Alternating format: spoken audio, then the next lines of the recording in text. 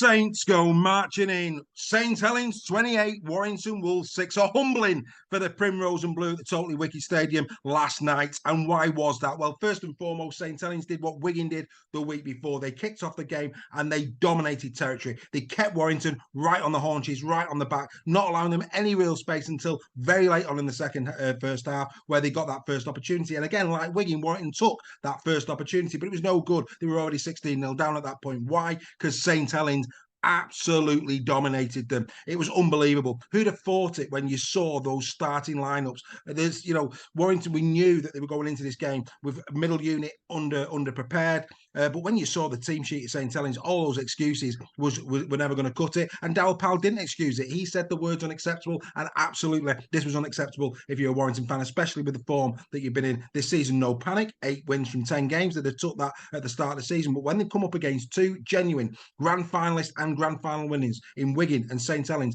they've come up absolutely short. Of course, for the first quarter of an hour or so, it was a tightish game up until that cut-out ball from Williams found its way into Conrad Hubbell's hands, and he won't have an easier try all season. Hubbell in great form yet again, a try and a beautiful assist for Ritson's try at the death.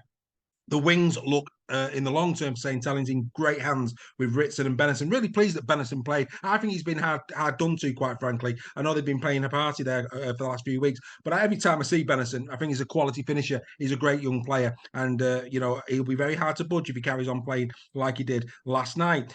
The experienced players of St Helens last night earned their crust. Wellesby, 137 metres and an assist.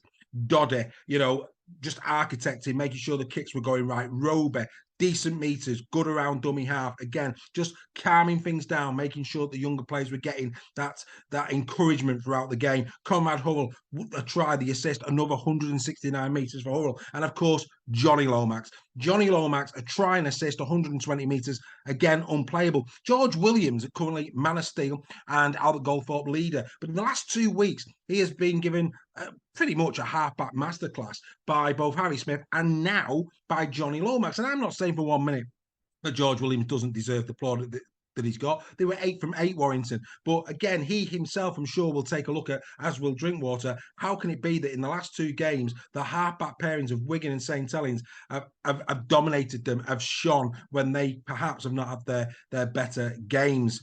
Warrington, of course, they'll be getting the troops back, but I was very impressed by St Helens last night. Like I said, the future is bright. They played some wonderful stuff. They kept Warrington limited to 964 metres made in this game. Warrington have been averaging over 1,500 metres a game. That tells you just how good the St Helens defence was last night. It was, like I say, just a superb performance from them, and any neutral has just got to tip your hat to them. You really do. They're a champion side. Yes, they've been having some bad weeks over the last few weeks, but this was a great performance. It was a bounce back from them. And even those seasoned pros that were out will be looking at those youngsters thinking, hang on a minute, I've got to be on my mettle here, because they've given Wellens a lot to think about.